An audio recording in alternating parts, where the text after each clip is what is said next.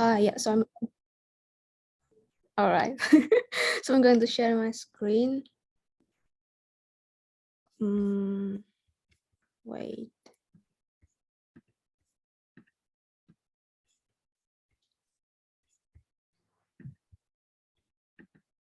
It's weird. Cannot share my screen.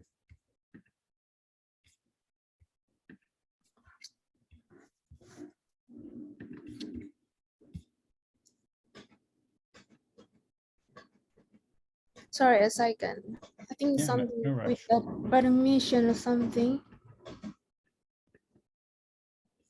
I cannot share my screen. Is there no button for it? I can make you the host, but I thought as co-host you could also share your video, your screen. It's like I'll make you the host. Okay, just try.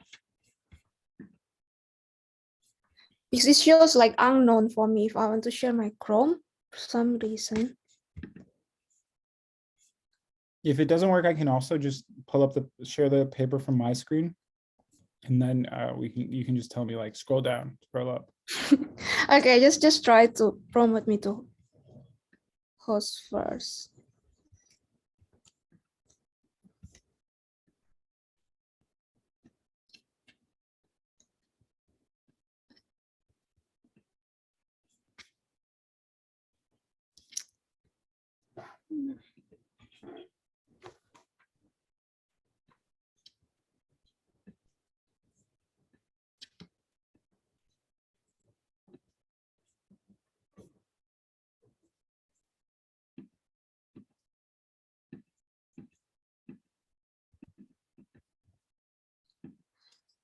Okay, maybe I'm not sure what's happening. Maybe Peter, you can share your screen because I'm worried.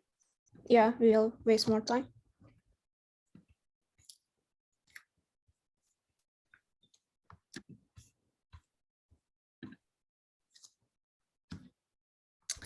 Okay, thank you, Peter. Today we're going to discuss this paper, Deep Deterministic Uncertainty.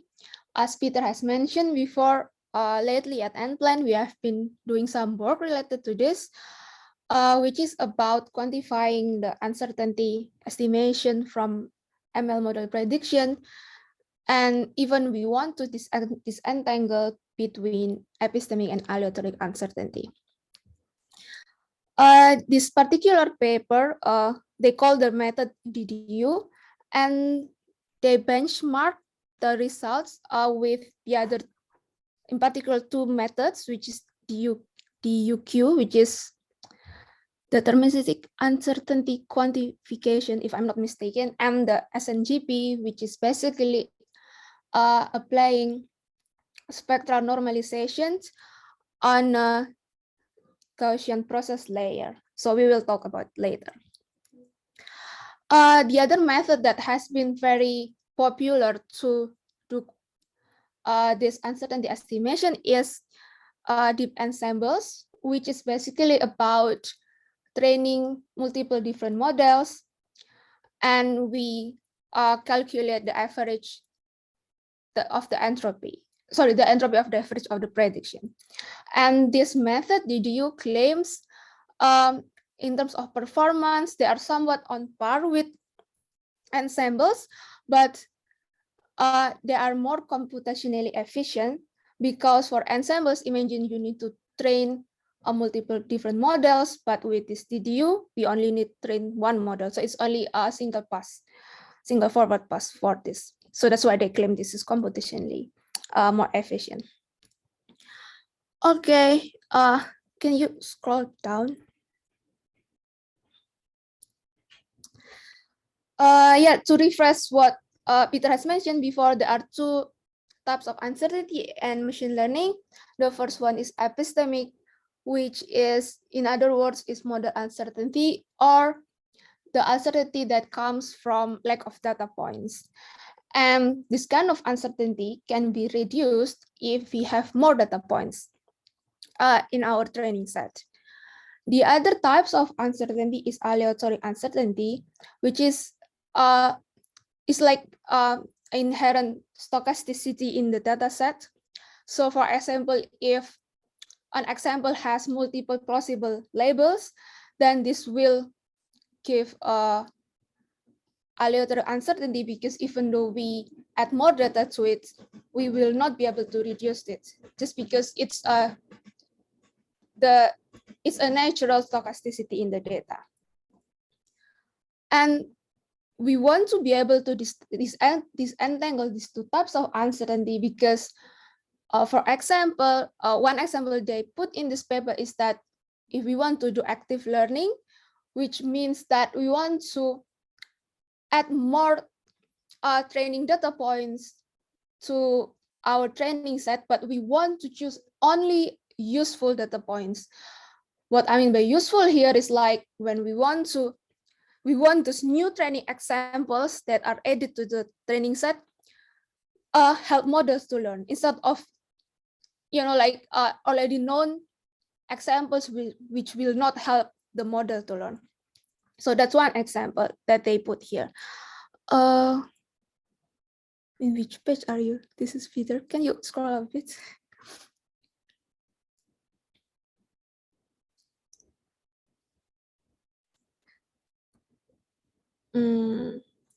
Sorry, I'm on the, this is the third page. And I guess you just described epistemic and Alliatoric uncertainty as the background. And then, oh, come on. Okay, there was like this part on the first page. And then here's some background on different ways of quantifying. Yeah, can we just go to the first page? Yeah. Like the introduction or this page here? The first one, the very first one. And just like,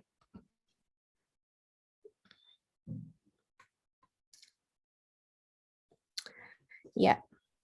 Yeah, I just want to also talk a bit on this other ideas they mentioned here about the DUQ and SNGP. DUQ is another method that actually it replaces the softmax layer of the model with this RBF kernel. So basically the idea is that we want to find like the clusters of the data points, and then it's like K nearest neighbor, where on the prediction time, this new data point, we will check which cluster that this point is the closest to, and the distance between those feature factors of the points we want to predict with the centroids is the uncertainty. So that's the idea of the DUQ.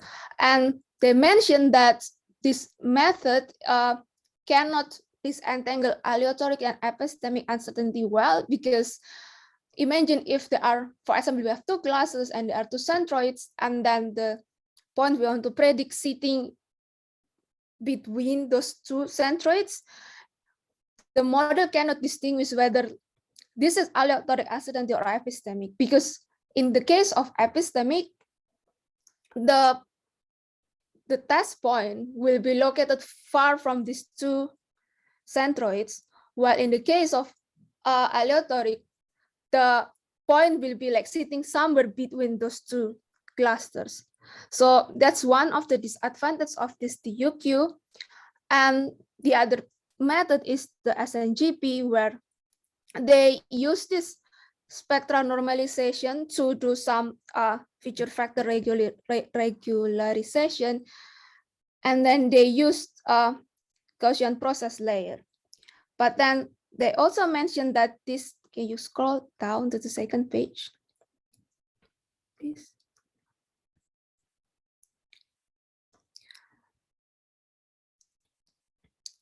Yeah, and I mentioned that also for this SNGP, it doesn't work really well to disentangle the uncertainty because of this method using the predictive variance, which is not covered in this method. So this paper, which calls the method DDU, they use the same ideas to use feature space regularization, just like SNGP. But then they introduce a new way to quantify the epistemic, which use GDA, the Gaussian discriminant analysis. And they also claim that with this method, they do not need to train on the OOG data. So they will train in just like the clean data sets, and they don't need to they don't need to incorporate the OOG data to the training set. So that's another advantage that they claim on this method. We can go. We will talk about this feature space regularization later. Okay. Yeah, to test this model, they introduced this new data set, which they called first the dirty MNIST. So the difference between dirty MNIST with the original MNIST is that they add this ambiguous data points. So if we can see on the figure 2A, there are these new digits that we expect will have high aleatoric uncertainty, because like there can be multiple labels on it, just because it's not an easy example. It's not an easy example to predict by the model. And also they add another set of data, which they call fashion MNIST, that represents the OOD data that we expect will have high epistemic uncertainty, because the model will not learn this data set about clothes and so can we discuss it again? What do these pictures mean again? Sorry, I sort of missed it. The entropy here, is that the pure entropy of the prediction of that data set? Sorry, which one? You're talking about the picture, right? Yeah, I'm just speaking about the first picture, the A. Yeah. The A. Sorry. Okay. Yeah.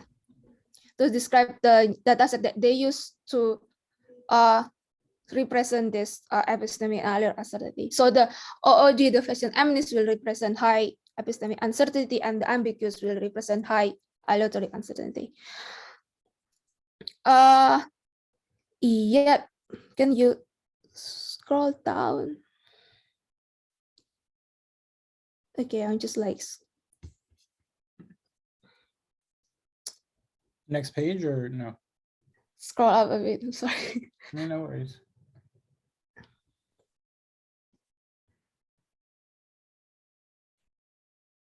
Okay, yeah. They mentioned as well, like one of the methods they use is to use this feature regularization.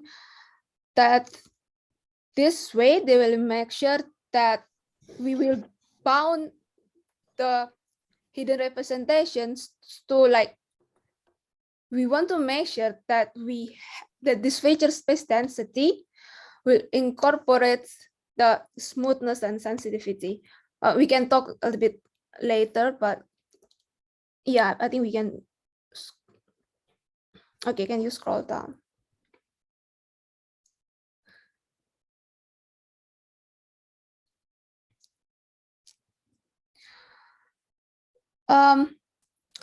One assumption that they also mentioned in this paper is that we need to keep in mind that the aleatoric uncertainty here is only meaningful when the example is in distribution, which means that imagine those dirty MNIST examples, they are in this distribution because they are the digits. So we don't take into account the case where we have multiple plausible labels in OOD data. So that's the one thing that we need to keep in mind also in this method. Okay, can you scroll down? Yeah, I just wanted to quickly answer Arvid's question about what the other two plots mean. So Arvid, if you look at plot C, when they talk about the idea of ensuring that you have feature space smoothness and sensitivity, you basically have three networks here. The one on the left has none of those inductive bias or like biases or architecture elements in it. The one in the middle has some, and the one on the right has all of them. And so the point that they're trying to make in point C is that by incorporating these techniques in, you can disentangle out of distribution points from ambiguous points, because the orange is the out of distribution points and the blue is the ambiguous points. Or I think actually the original, right? So the way I understand it is so what are these entropies? Are these the entropies of the predictions you are made on this? So these are the log densities on C. Yeah. So they're actually densities, like likelihoods, logged likelihoods. In B, they're showing you the entropy of predictions. So I have several categories. I make a prediction, and the fraction of numbers that have an entropy of 1 is about 0.1 or integrated over a small slice. I think the fraction is the number of points in the data set that fall within that. Yeah, so these curves should sort of sum up to 1 if I were to do it. Yeah, and also, but I think the point that they make is that the softmax entropy by itself is not enough to distinguish between Alliatoric and the prediction is and ambiguous points. Yeah, so the prediction is for the MNIST and fashion, or dirty MNIST and fashion MNIST, similar in terms of uncertainty, because the probability entropy distributions or local entropy distribution is similar. However, if we look at the density in, I think there was feature space density, right? Yeah, exactly. There we see that there is still actually a difference between the different data sets. Yeah, exactly. Yeah. Gotcha. Thank you. Yeah, in the next section, we're talking about the feature space density is because they mentioned why they need this, the spectral normalization to ensure the by Lipschitzness, to make sure that we can have this, we can disentangle this too. Yeah, thank you. So yeah, the equation 1, if we look into the equation 1, this is how we can formulate this uncertainty estimation. Is that the predictive uncertainty is this consists of two uncertainty, which is the epistemic and aleatory, and they define the epistemic uncertainty is the mutual information gain, which is basically the KL divergence between the joint probability of these two variables with the product of the marginal distribution. And this, like the tricky part. I'm still struggling here with when it says mutual information gain, right? So if we have if there was say no relationship between X and Y, we would expect the first term to be 0, right? Because there's no mutual information between. But that wouldn't just mean we don't have a well-trained model, is that? Or yeah, it's hard for me to understand how the epistemic, how the mutual information is fitting in this definition. So I imagine that if, like in the case of high epistemic uncertainty, we will have like less KL divergence. Sorry, like please correct me if I'm wrong, because we imagine. Sorry, like in the case of high epistemic uncertainty, we have high KL divergence because we don't like the new examples will not. Sorry, it's like the new examples will give more information on it. Arvid, am I Yes. muted? I think yes, I think what you're saying is because X would have had no relation. So this is X specific, right? Yeah, I see. So a new point would be far away from the old point. So that's why mutual information would be small. Yeah, exactly. So the idea is that in this case, with your original question, you were right. If the mutual information is 0, that means that the model parameters are completely uncorrelated with the distribution over whatever you're trying to regress or classify. But that feels unintuitive, right? Because on the left-hand side, we have the entropy. Wouldn't we expect the entropy to be large if there's very little correlation between the two? On the left-hand side. Yeah, that's the point. So you would have, that's a good point. So maybe the mutual information.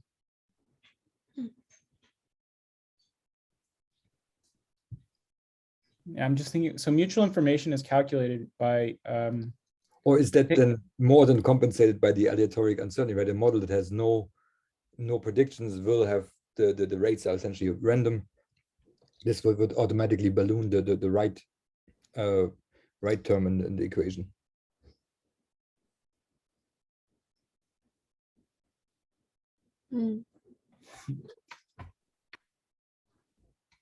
This stuff is hard. Yeah. Maybe we'll come back. I'll think about it and we can come back to it, because you're right. What I just said doesn't make sense. So I have to think about how it would make sense. Anyway, Inneke, we can come back to it. Okay.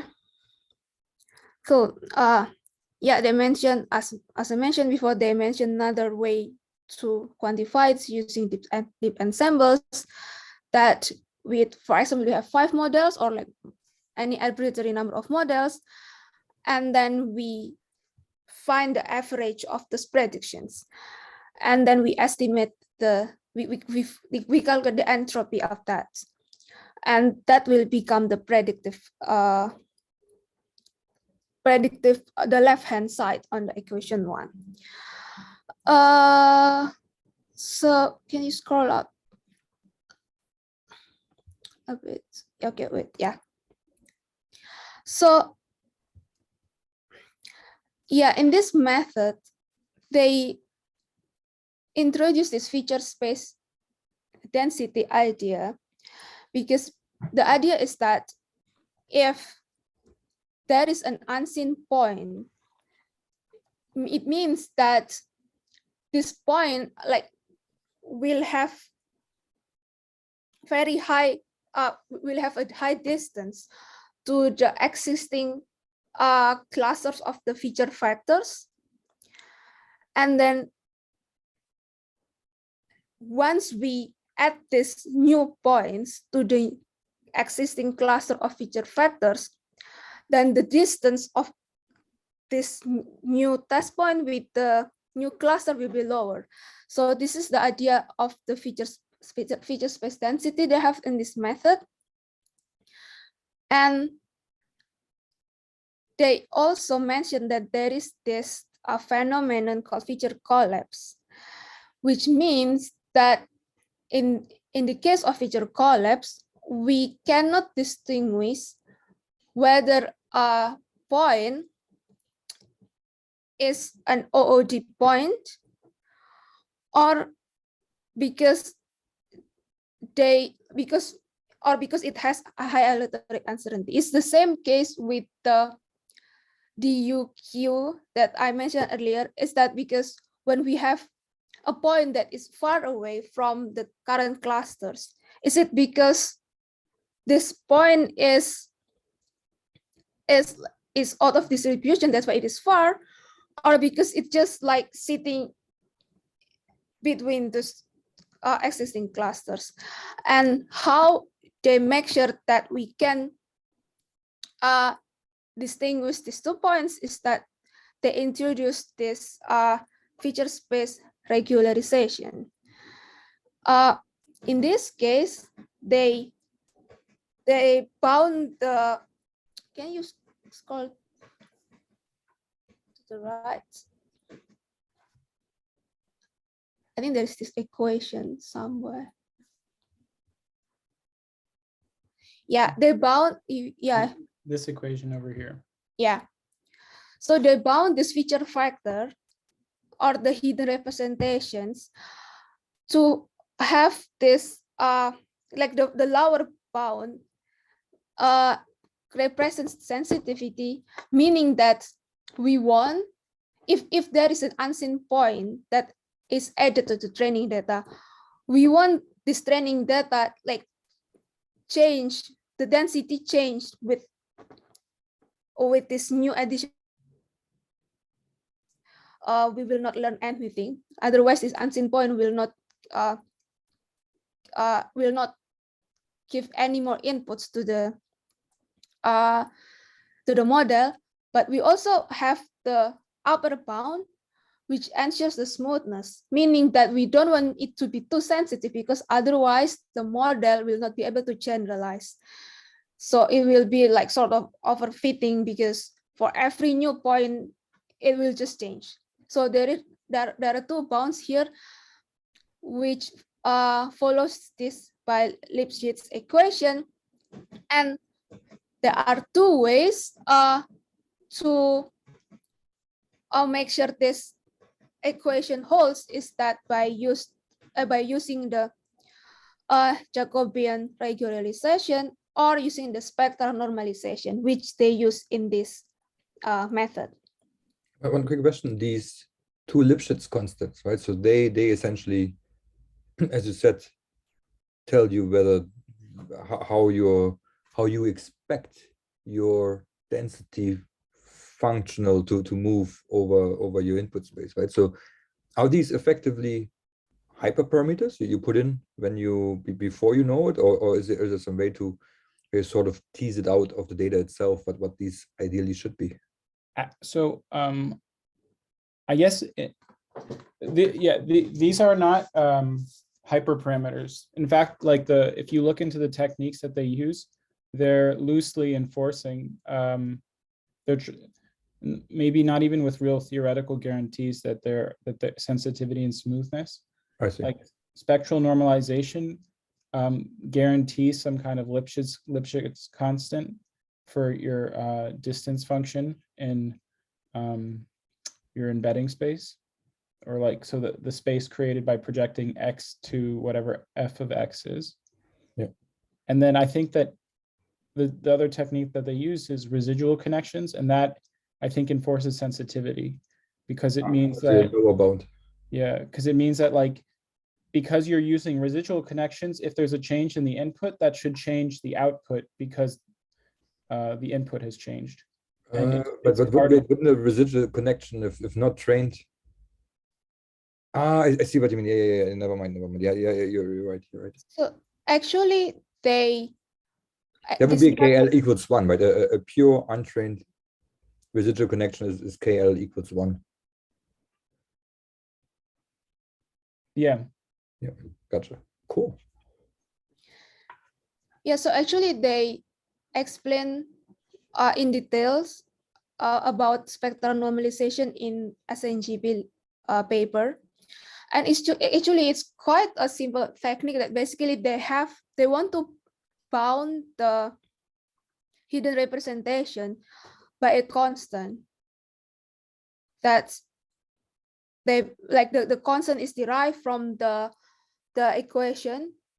So it's just like, yeah, just a regularizer that gives the upper bound of the hidden representation.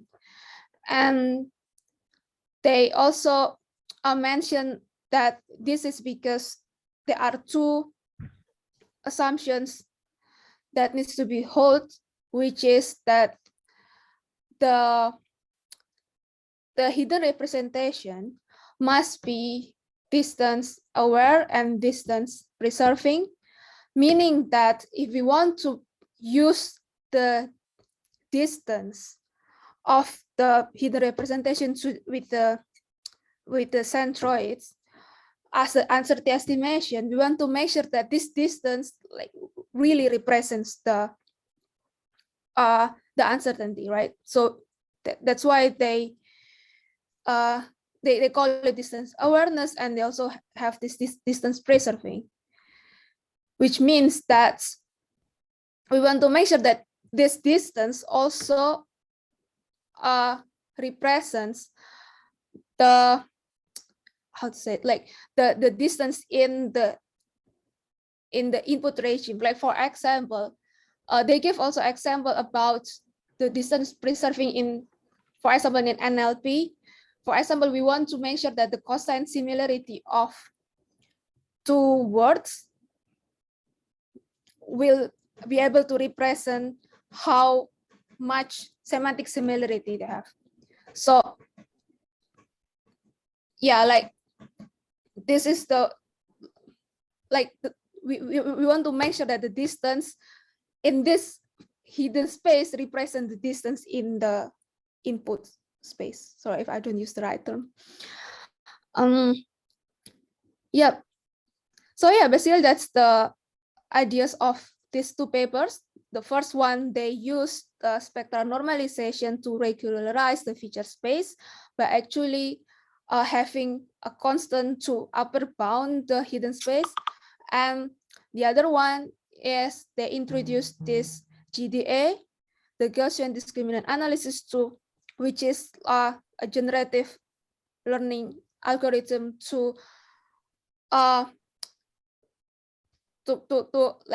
represent this multivariate Gaussian distribution of the training data points. So there are two things that they introduced in this method. And for the experiments, the first experiment that they do is that they want to use it in the use case of active learning. So the idea of, again, as I mentioned, the idea of the active learning is that we want to efficiently add new data to our training data points. So we want to only add the examples that will help the model learn better instead of useless examples. And that means that we want to acquire data points with high epistemic uncertainty.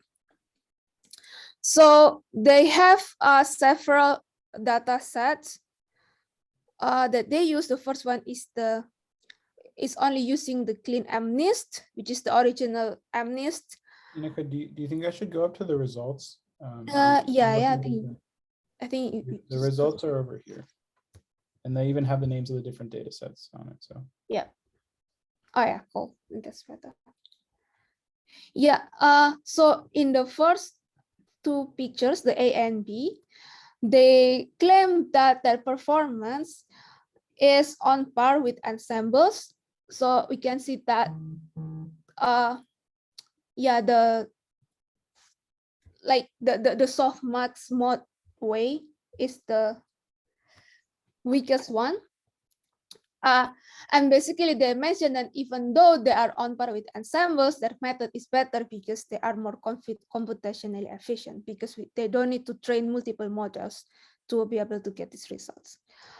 And the third picture, which used the dirty MNIST, yeah, they also have like sort of similar performance. Actually, within the DD, which is the orange line, with the ensembles that use the mutual information to calculate the epistemic uncertainty, which is the red one. So that's one result that they claim. They are on par with ensembles on this active learning. And can you go to the next experiment, Peter?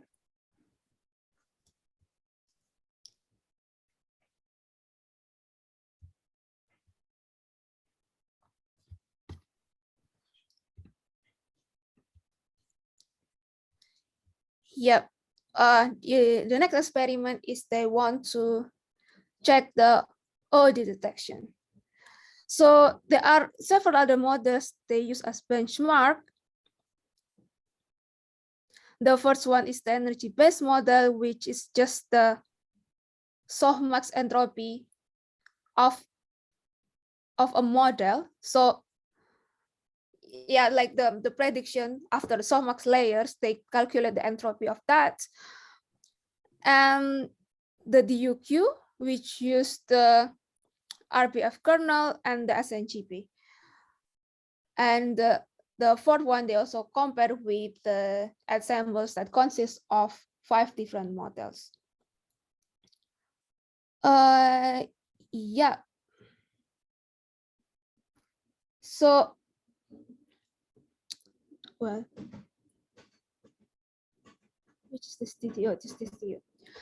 Yeah, and this one, they claim they have better performance on the ResNet and the white ResNet compared to the ensemble. It's just weird because they mention 5 ensembles, but they here on the table they put 3 ensembles instead.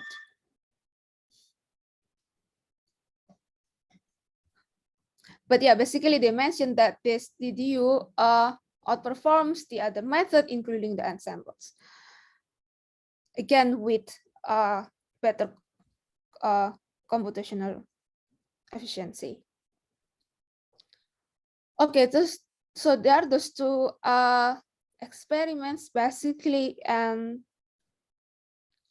they also have another insights that they put here in this paper was that this is very interesting. The first one, the first observation is that, remember, because we have discussed earlier that the predictive uncertainty confound both alliatoric and epistemic. So in the case of alliatoric uncertainty, imagine like in the case of alliatoric uncertainty, like there are multiple possible labels. The model distribution will tend to be flatter, and hence it will give a higher entropy. But in the case of OOD, it's not necessarily the case. So in the case of OOD, the model's prediction can be flat, like in the case of alliatoric uncertainty, but it can also be narrow. So basically, I want to say that if we don't know the alliatoric uncertainty of the prediction, we basically cannot distinguish this in the case of the epistemic, because in the case of epistemic, it can be wide, it can be flat, like it's not necessarily wide like the alliatoric. I think there is a figure that describes that. Why would a Figure model 3. make a very narrow prediction on an out of distribution point? Would that not actually be a weakness of the model? So that's a point that they're making to justify using feature density estimation in order to estimate OOD, because they're saying that the uncertainty that comes out of your model can't disentangle easily. Yeah, that's good. Yeah, but Inneke just said that you could, in principle, also have low entropy predictions in out of distribution ensembles. Actually, that's an interesting question. Is it something that is desired or not? Probably as long as they don't agree with each other, it's desired. Because if you have low entropy predictions from an ensemble models that are different, that's a good indication of model uncertainty, because the model is uncertain. Yeah. But if they're all the same, then you would think that it's in distribution and that they're certain, in which case it would be bad. Yeah, but even better would be a model that understands its limitations and would give a flat prediction to begin with, right? Unless, of course, it's some causal model that actually makes sense of the out of distribution data and does generalize proper. Sorry, that was just an aside.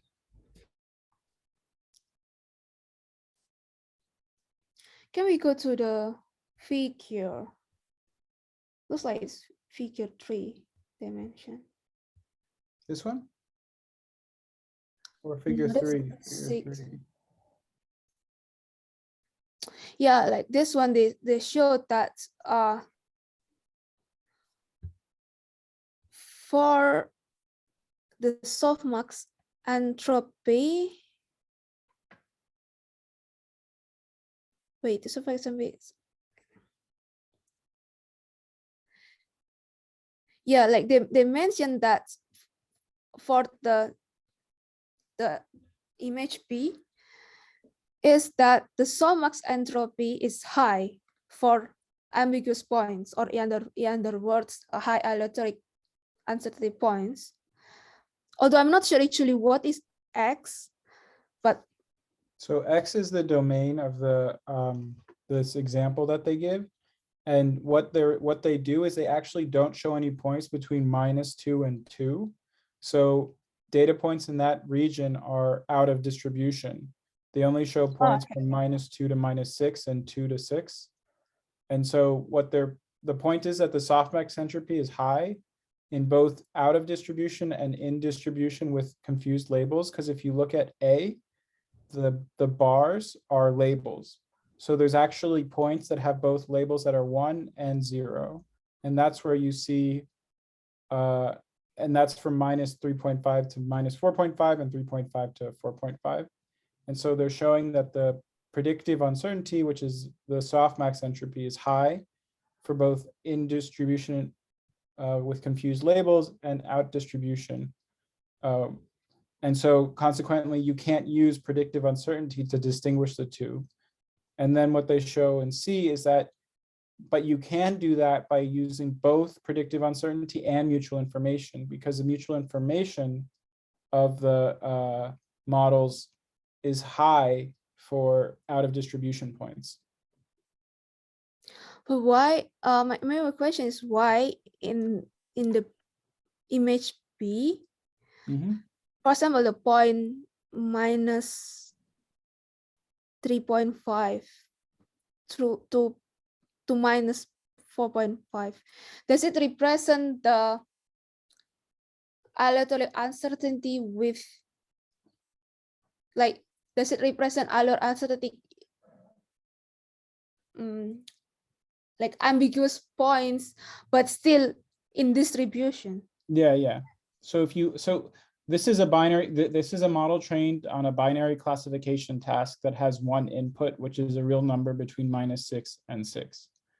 And the labels for it are 0 or 1, and you can see which labels correspond to which points in the domain in A, where you can see from -6 to 3.5, you get labels of 0. And then if you look, you also get from 4.5 to -2, you get labels of 1. And that's why there's an overlap there. I don't know if that makes sense or helps. Okay. The peaks and troughs of the left picture should correspond to the low points in the entropy, right? So the points that there's 2 points that should correspond to low entropy, which are where there's no overlap in the bars. So from 4.5 onwards, there should be low entropy. Yeah. And then, yeah, it's actually only that. So where you're in distribution and you have labels that are consistent. Yeah, gotcha. Yeah, I was staring at this figure specifically for like 10 minutes about an hour ago, trying to because it doesn't say this is a binary classification task with this domain. It's just like, look at this and figure it out yourself. So it's a bit hard to understand the whole figure. Yeah, okay. Basically, the message is that in the case of OOG, the entropy can be high or low. You cannot really tell, but in the case of alliatoric, it is high. The entropy is high. Yeah, and they point out somewhere, I don't remember, that the time when there are times when basically the architecture you use is not suited for ensembles on the task you're using it for, and that's when you would get low uncertainty in out of distribution points, but there's no detail about like what is a good architecture or bad architecture. So okay, yeah, we can go back to the next observation. Sorry. Here.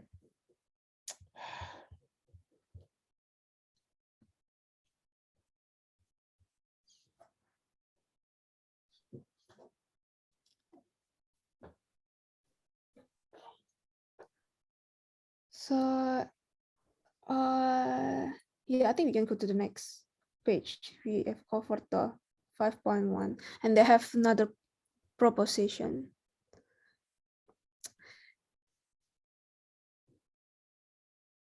Yeah, I think Peter, this is the point you just mentioned, right? That we cannot really tell about the model architectures based on this, because basically in this proposition they mentioned that, remember the equation 1, which says that the predictive uncertainty consists of this epistemic plus the aleatoric, which means, I mean, the left hand side, the predictive uncertainty is basically coming from the predictive entropy. They mentioned that in the case of ensembles, meaning we have multiple different models, because we average out the entropy of those I mean, we average out the prediction of the ensembles and then we form the entropy. It means that if there is a data point that has high epistemic uncertainty, it has to be compensated by the other term, which is the Alliatoric uncertainty, which is found from the softmax entropy of the ensemble members. But this one is, I feel like it's a bit tricky. It's like, and a bit trivial is that, of course, if you have high epistemic uncertainty, you will have lower aleatoric on, which is the softmax entropy in the case of to make sure that the predictive entropy is the same. And I think it's like the point they want to say here is that we cannot easily disentangle this related to the first observation. If we don't know, for example, we don't know the aleatoric uncertainty, then we cannot find the epistemic uncertainty just because they might return the same predictive uncertainty. That's what I understand from this proposition. But please say something if I misunderstood it. I think it's actually just like a trivially true. Yeah. Rewriting of equation 1, right? Yeah. So it's not I guess it's just, but I mean, if you're reading this paper for the first time, especially, it's probably good to write it out just so you can like understand that's a consequence of equation 1. Mm-hmm. Yeah. Yeah. The next one, the next one is the proposition. Okay, we have this objective mismatch, which I think relates to the proposition 3, that they, okay, for a discriminative classifier, we want to maximize the conditional log likelihood if we want to find the highest probability of the label Y given the feature representation Z. And then in the case of the feature space density estimator, we want to maximize the marginalized log likelihood, which is only the feature factor representation. And here in this method, they introduce this measure model, which is a GDA, that, well, we cannot maximize this previous 2 objectives, but then I don't really understand like the sentence that is highlighted here is that, okay, we know we cannot maximize these 2 objectives at the same time, but why GDA can So ask it I think that the point is that generally those two objectives, they don't coincide with each other. So basically the embedding space, the projection Z, or the feature dense feature space that you learn, Z, is you want a different feature space if you want to maximize the log likelihood of the conditional log likelihood of your labels or your output space, and you want a different embedding space if you want to learn like a good feature density estimator. And so, but the point that they say is that if those two objectives are the same, in which case you're trying to learn the same embedding space to maximize both objectives, that like and you use a Gaussian mixture model in order to learn the feature density of that space, that you can extract it using Gaussian discriminant analysis. So again, it's kind of like another trivially true thing, because it's like usually these two objectives don't coincide, but in the case they do, and we have no way of confirming whether they do or not and when, then you can use the technique we're using in this paper in order to do good feature density estimation. So it's an encouraging theoretical result, but it doesn't actually, and it motivates the idea of using two different methods for figuring out OOD versus data uncertainty, Alliatoric uncertainty, model uncertainty, but it doesn't really provide a lot of, again, like I said, I feel like it's kind of like a trivially true proposition that, okay, this is great, but not super helpful for a lot of the, like in a lot of practical problems. Yep. Thank you, Peter. So yeah, basically that's the paper. I think we have covered everything. Is there anything else that we've been missing? Well, so personally, I like this paper because it introduced a couple of concepts that I think were very interesting. One is mutual information, which I've been thinking about like since Arvid asked that question. And I know the equation for mutual information and it makes sense from there, but I'm trying to like kind of figure out how to answer the question. Oh, Arvid has to go. Okay, see you, Arvid. Have a good day. Yes, you guys too. And then I really like the smoothness and sensitivity constraints that they impose on the network, because I'm thinking to myself, like, don't we want that for all mappings that we learn? Like, Exactly. wouldn't we want this even not for uncertainty estimation, but in general, that like, you know, if your input changes, you want your output to change, and that's sensitivity. And if you're, but you don't want it to be like a massive change, because then it would be unintelligible. Like you want it, you wouldn't be able to learn relationships that are interpretable if it wasn't smooth. So I was just thinking it's as simple as bias versus variance trade-off. Right. Yeah. But I think we should wrap up because we only have 1 minute left. So I'm gonna stop sharing and wait. Oh no, I might not have recorded. I thought I did. I think it's recorded. Okay.